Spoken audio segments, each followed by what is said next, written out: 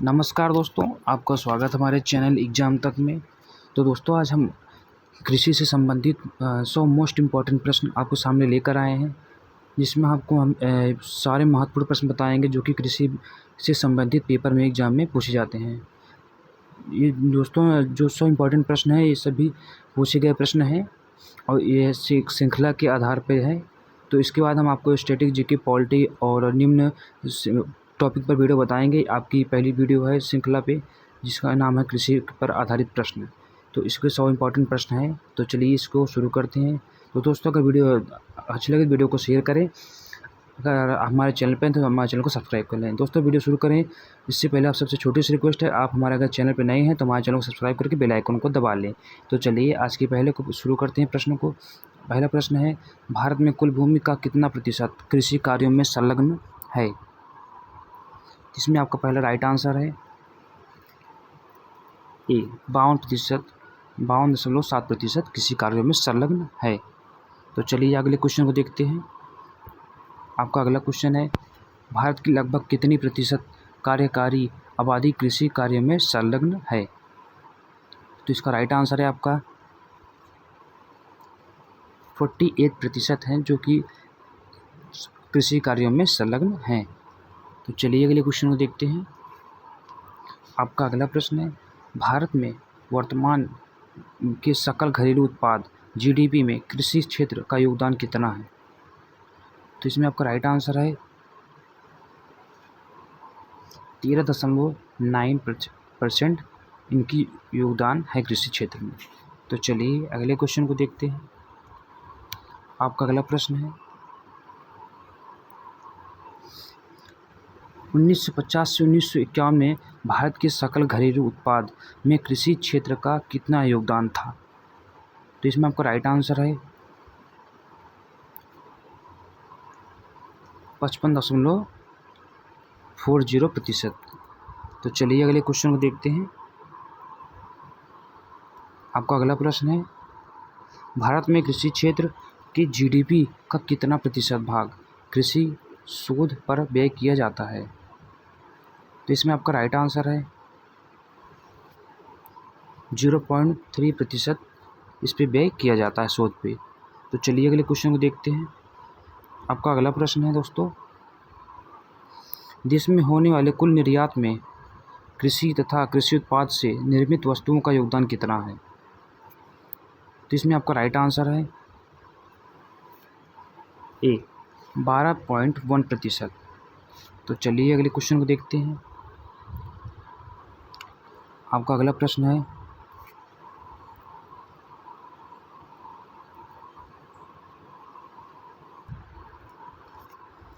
वर्तमान में खाद्यान्न के अंतर्गत आने वाला क्षेत्र है? तो इसका राइट आंसर है आपका 122 मिली हेक्टेयर। तो चलिए अगले क्वेश्चन को देखते हैं। आपका अगला प्रश्न है, प्रथम कृषि गणना कब की गई थी? इसका राइट आंसर है आपका सी 1970 ईस्वी में प्रथम कृषि गणना की गई थी। तो चलिए अगले क्वेश्चन को देखते हैं। भारत में सीमांत किसानों में निम्नलिखित में से कितनी धारियां वाले किसानों की सम्मिलित किया गया जाता है? तो इसमें आपका राइट आंसर है ए 1 हेक्टेयर तक। तो चलिए अगले क्वेश्चन देखते हैं। भारत की कितनी प्रतिशत जोतें 1 हेक्टेयर या उससे छोटी होती हैं? तो इसका राइट आंसर है आपका 65%। अगला क्वेश्चन देखते हैं दोस्तों, जनसंख्या में निरंतर वृद्धि के परिणाम स्वरूप भारत में जोतों का औसत आकार घटकर रह गया है।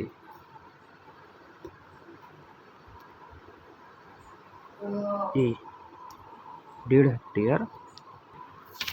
चलिए अगला क्वेश्चन देखते हैं। आपका अगला प्रश्न है, किस समिति ने कृषि जोत पर कर लगाने की संस्तुति की थी? तो इसका राइट आंसर है आपका राज्य समिति ने इसकी संस्तुति की थी। तो अगला प्रश्न है आपका, भारत में जोतों का औसत आकार घटने का क्या कारण है? पहला उत्तराधिकार का नियम, चकबंदी का नियम, कृषि पर यंत्रीकरण, चौथा है आपका भू स्वामित्व की ललक। तो इसमें आपका राइट आंसर है सी, पहला और चौथा, उत्तराधिकार का नियम और भूमि स्वामित्व का ललक। तो चलिए अगले क्वेश्चन देखते हैं। भारत में कृषि का कितना प्रतिशत भाग सिंचित है? तो इसमें आपका राइट आंसर है 1/3 है प्रतिशत के आधार पर जो कि सिंचित है। तो चलिए अगले प्रश्न में देखते हैं। भारत में सिंचाई का सबसे महत्वपूर्ण साधन कौन सा है? तो इसका आंसर दोस्तों नहरें, जो कि सिंचाई के सबसे महत्वपूर्ण साधन। तो चलिए अगले क्वेश्चन को देखते हैं।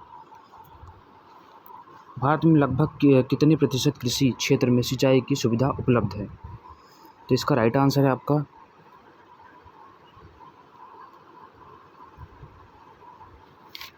45% कृषि क्षेत्र में सिंचाई की सुविधा उपलब्ध है। चलिए अगले क्वेश्चन देखते हैं। भारत में कुल कृषि क्षेत्र का कितना प्रतिशत भाग पूर्णतया वर्षा पर निर्भर रहता है? तो इसका राइट आंसर है आपका बी, 55%। तो चलिए अगले क्वेश्चन देखते हैं। भारत का कुल कृषि क्षेत्र 136 मिलियन हेक्टेयर है। इसके कितने प्रतिशत भाग कृत्रिम सिंचाई सुविधाएं उपलब्ध हैं? जिसमें आपका राइट आंसर है बी, 36%। तो चलिए अगले क्वेश्चन देखते हैं। भारत की कुल सिंचित भूमि पर कितना हिस्सा नहरों द्वारा सिंचित है? तो इसका राइट आंसर है आपका 36% भाग है जो नहरों द्वारा सिंचित किया जाता है। तो चलिए अगले क्वेश्चन देखते हैं। भारत में सिंचाई का सर्वप्रथम स्रोत है क्या है? तो इसका राइट आंसर है आपका कुएं और नलकूप हैं, जो कि भारत की सिंचाई के सर्वप्रथम स्रोत है। तो चलिए अगले क्वेश्चन देखते हैं। आपका अगला प्रश्न है, भारत में सिंचाई के लिए स्रोतों का बृहत, मध्यम और लघु 3 श्रेणियों में वर्गीकरण कृत किया गया है। बृहत सिंचाई परियोजना के निर्धारण का आधार क्या है? इसमें आपका राइट आंसर है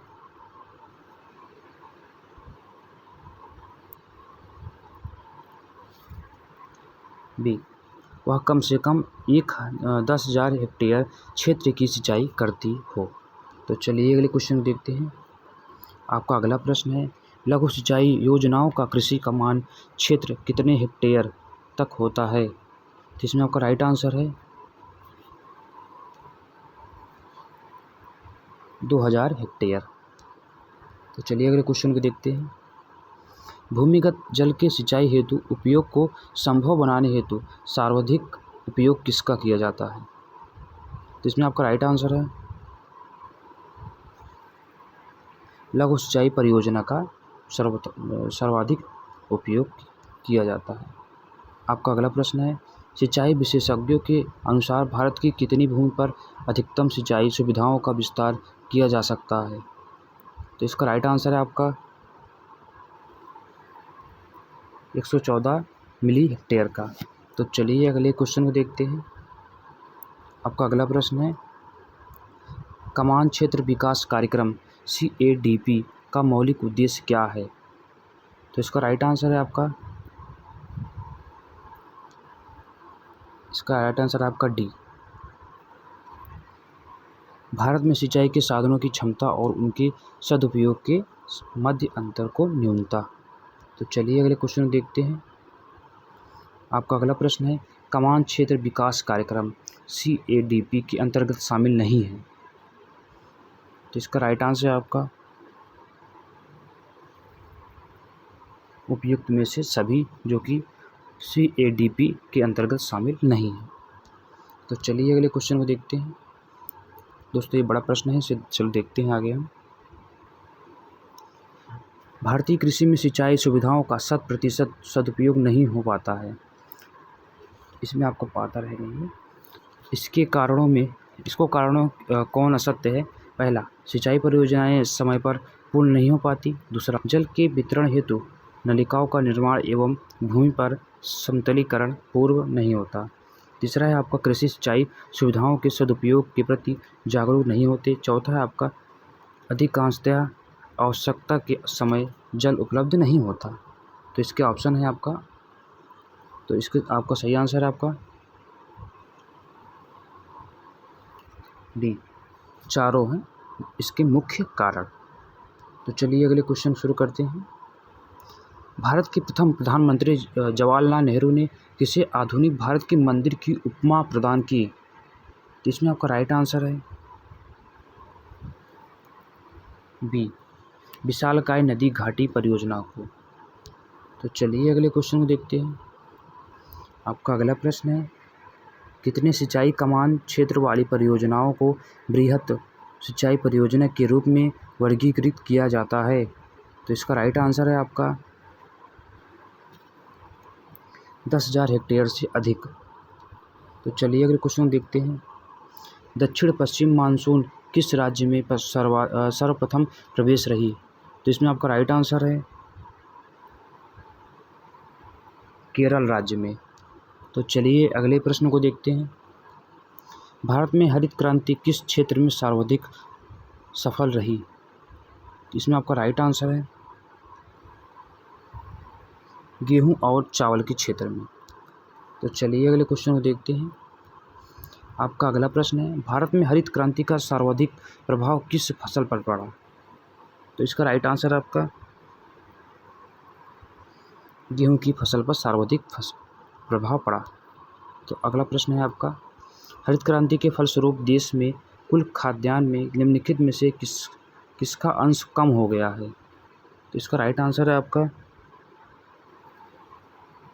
सी, मोटा अनाज एवं दलहन जिसकी कमी हो गई है। आपका अगला प्रश्न है, हरित क्रांति के दौरान भारत में चावल का उत्पादन क्या हुआ था? इसका राइट आंसर है आपका अपरिवर्तित रहा, ना घटा ना बढ़ा, बराबर रहा। तो चलिए अगले क्वेश्चन देखते हैं। हरित क्रांति के दौरान मोटे अनाजों और दलहन का उत्पादन, इसमें आपको मैंने अभी आंसर बताया था, तो इसका राइट आंसर होगा आपका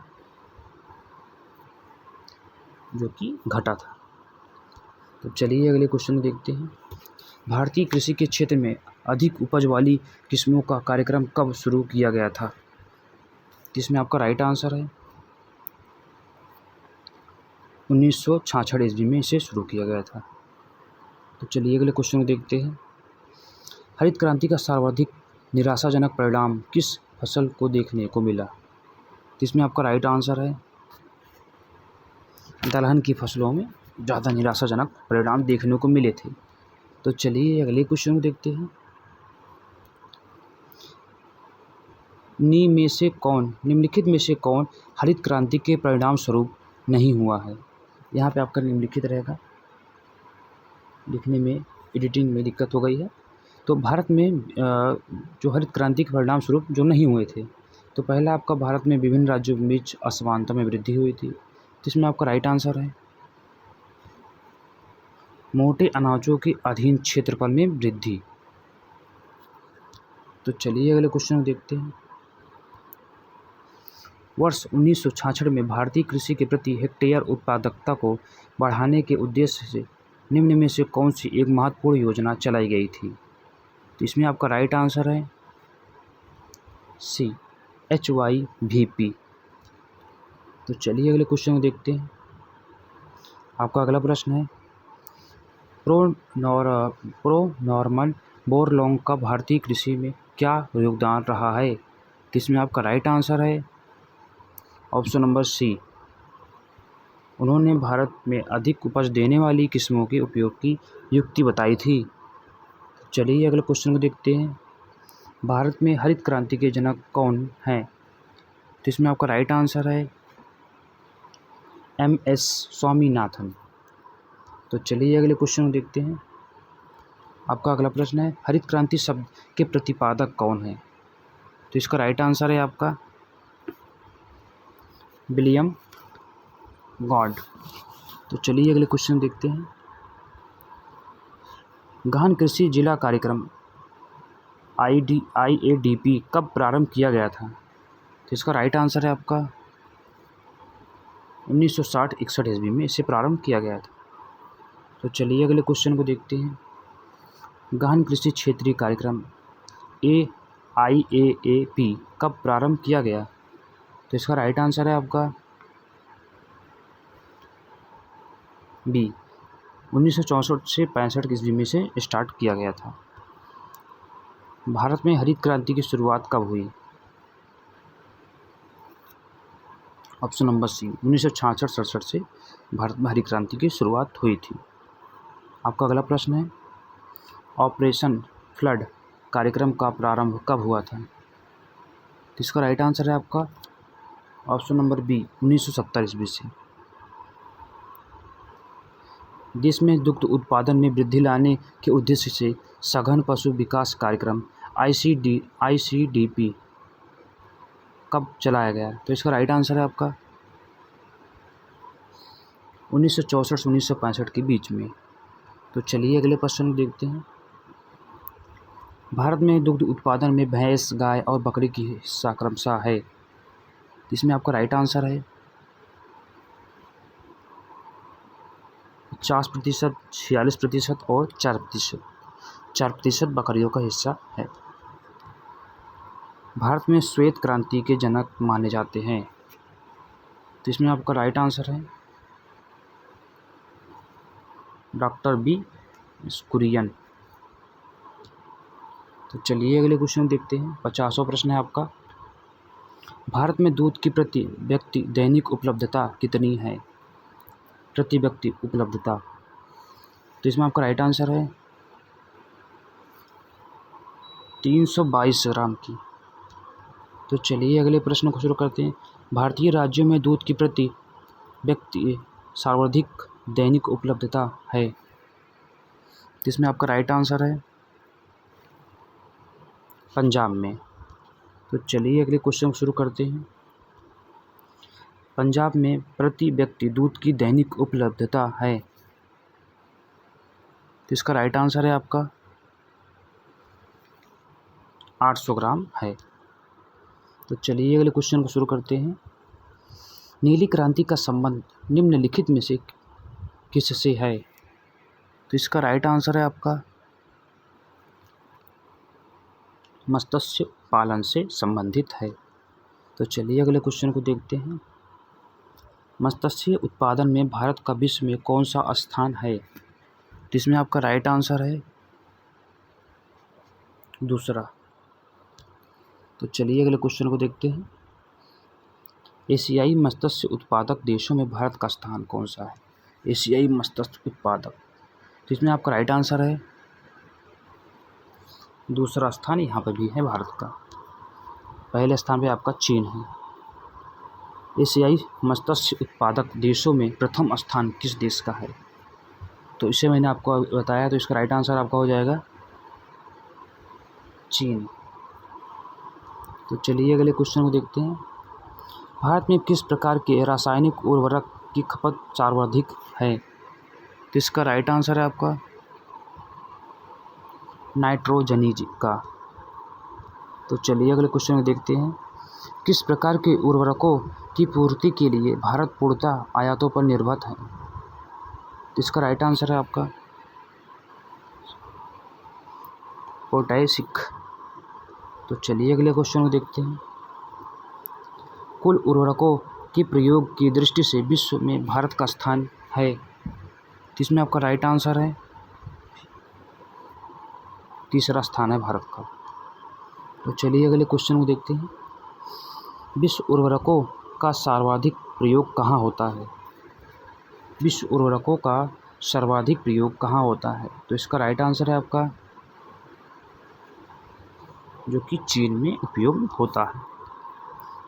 आलू उत्पादन के मामले में भारत का विश्व में कौन सा स्थान है? तो इसका राइट आंसर है आपका तीसरा स्थान है। आपका अगला प्रश्न है। भारत की मिट्टी में दो तत्वों की कमी उर्वरकों की उपभोग को अधिक आवश्यक बनाती है। तो ये दो तत्व आपके कौन से हैं? इसका राइट आंसर है आपका बी, फास्फोरस एवं नाइट्रोजन। तो चलिए अगले क्वेश्चन देखते हैं। भारत में उर्वरकों का प्रति हेक्टेयर उपभोग बहुत कम होने का कारण क्या है? तो इसका राइट आंसर है आपका इनमें से सभी। कृषकों की निर्धनता, कृषकों की अज्ञानता, अपर्याप्त एवं अनियमित जलापूर्ति। तो चलिए आगे के देखते हैं प्रश्नों को।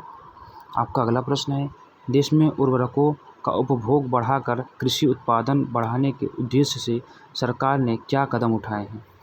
तो इसका आपका राइट आंसर होगा इनमें से सभी कदम भारत सरकार द्वारा उठाए गए हैं। उर्वरकों पर भारी सब्सिडी देना, उर्वरकों उपलब्धता बनाए रखने के लिए उनका आयात करना, उर्वरकों की वितरण स्थित करना। तो चलिए अगला प्रश्न है आपका, उर्वरकों के प्रति हेक्टेयर खपत की दृष्टि से प्रथम 3 अग्रणी राज्य कौन से हैं? तो इसका राइट आंसर है आपका ए पंजाब, तमिलनाडु और आपका आंध्र प्रदेश। भारत में प्रति हेक्टेयर उर्वरक की खपत कितनी होती है? तो इसमें आपका राइट आंसर है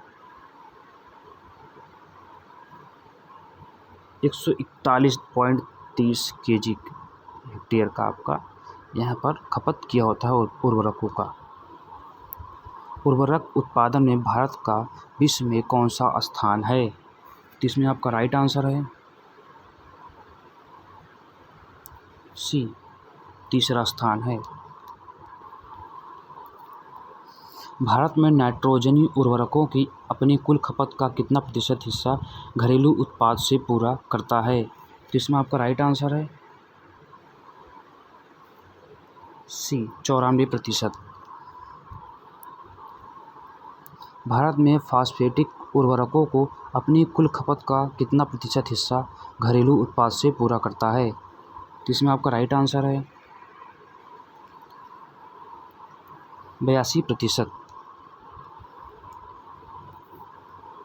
कृषि विशेषज्ञों के अनुसार कृषि विभिन्न किस्मों नाइट्रोजनी, फास्फेटिक तथा पोटैशिक NPK का उपयोग एक संतुलित अनुपात में किया जाना चाहिए। भारत के लिए यह मानक अनुपात माना जाता है। तो इसका राइट आंसर है आपका 4.2.1। वर्तमान में भारत में नाइट्रोजनी, फास्फेटिक और पोटैशिक उर्वरकों की खपत का अनुपात क्या है? इसमें आपका राइट आंसर है सी, 8.2 अनुपात 3.2 1.0।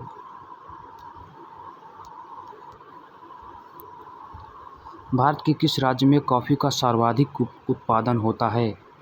जिसमें आपका राइट आंसर है कर्नाटक राज्य में सबसे ज़्यादा कॉफ़ी का उत्पादन किया जाता है।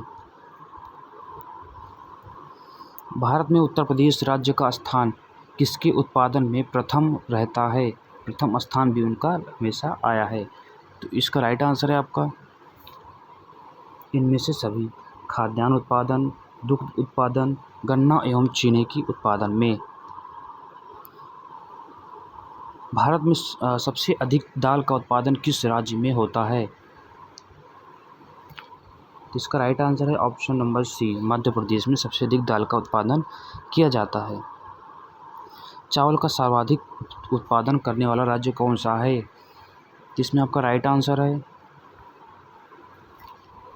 पश्चिम बंगाल, जहाँ पर चावल को 2 से 3 बार बुआई की जाती है, वहाँ पर अलग बुआई की जाती है। उसके बाद आपका उत्तर प्रदेश है। भारत में सोयाबीन का सबसे अधिक उत्पादन किस राज्य में होता है? तो इसका राइट आंसर है आपका option number A, Madhya Pradesh. मोटे अनाजों का सर्वाधिक उपयोग उत्पादन करने वाला कौन सा राज्य है? तो इसका राइट आंसर है आपका सी, राजस्थान है, जो कि मोटे अनाजों का सर्वाधिक उत्पादन करता है। भारत के किस राज्य में आलू का सर्वाधिक उत्पादन होता है? आलू का उत्पादन सर्वाधिक होता है, तो इसका राइट आंसर है आपका उत्तर प्रदेश है, जो आलू का उत्पादन सबसे अधिक करता है। मूंगफली उत्पादन में कौन सा राज्य अग्रणी है? जिसमें आपका राइट आंसर है गुजरात। चावल उत्पादक राज्यों का अवरोही क्रम में लिखना है आपको। तो आपको ऐसे ही ऑप्शन मिल जाएंगे, क्योंकि पश्चिम बंगाल सबसे अधिक चावल का उत्पादन करता है, तो ऑप्शन नंबर बी। उसके बाद है उत्तर प्रदेश, फिर आपका है पंजाब। तो चलिए अगले क्वेश्चन को देखते हैं। कपास उत्पादक राज्यों का अवरोही क्रम है।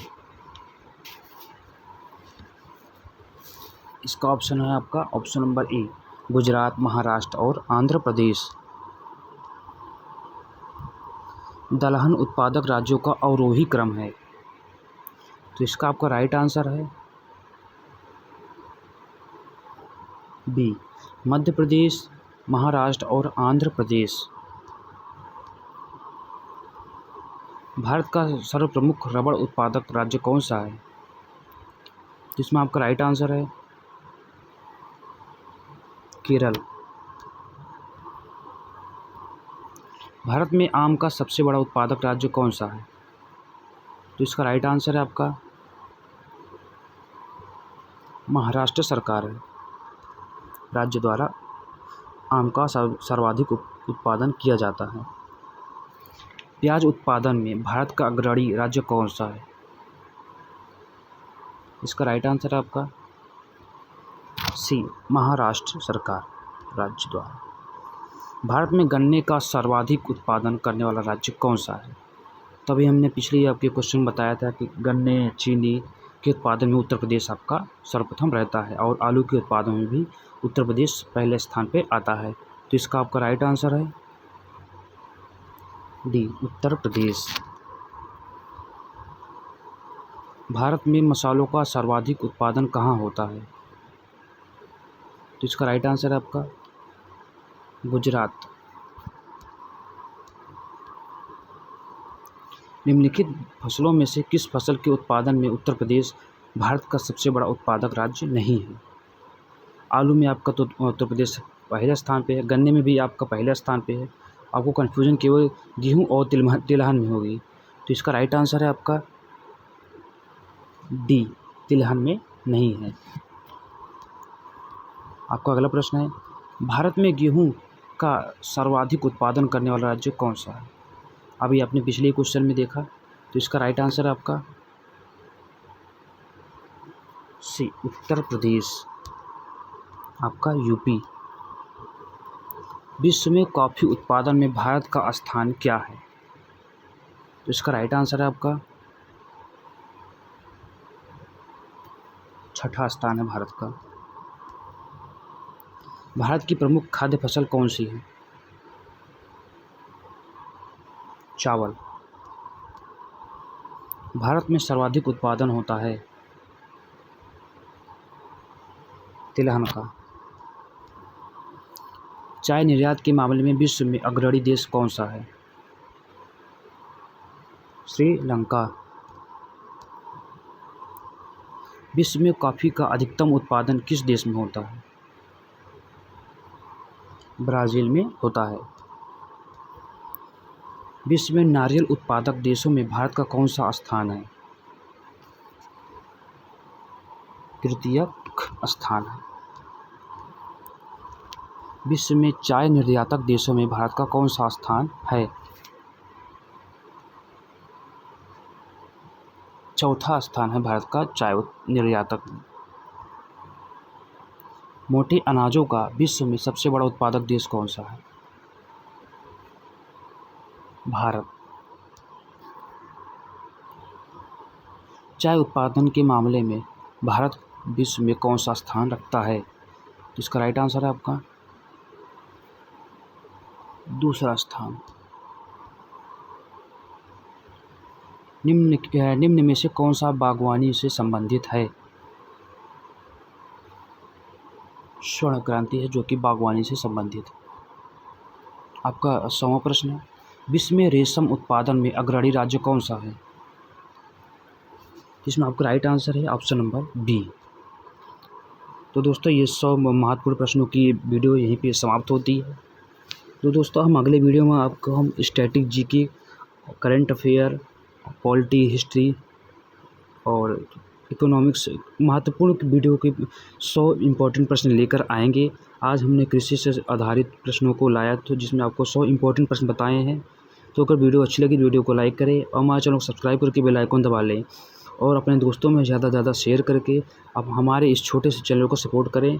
आप हमारे चैनल को सब्सक्राइब कर लें और ज़्यादा से ज़्यादा दोस्तों से शेयर करके हमारे चैनल को सब्सक्राइब करा दें। तो दोस्तों चलिए आज की वीडियो को यहीं समाप्त करते हैं। मिलते हैं फिर आपको अगली वीडियो में।